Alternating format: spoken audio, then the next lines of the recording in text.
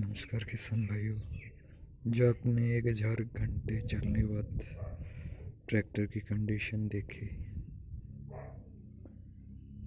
वो आप सभी सोच रहे होंगे कि 1000 घंटे चलने की कंडीशन तो दिखाई 1000 घंटे चलने के बाद, लेकिन मीटर तो हमें दिखाया नहीं चला है कि नहीं 1000 घंटे। तो अभी आपको इसका मीटर दिखा रहे हैं कि 1000 घंटे चला है कि नहीं।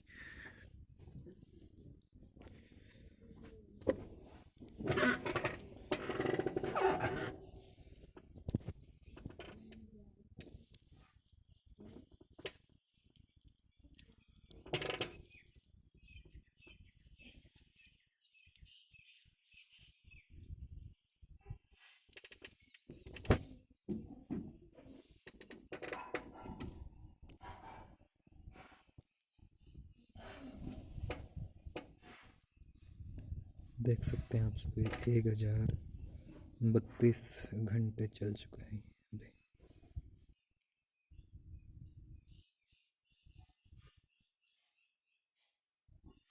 पूरे 1032 घंटे और 2000 घंटे तक की कंपनी वारंटी देती है इसमें।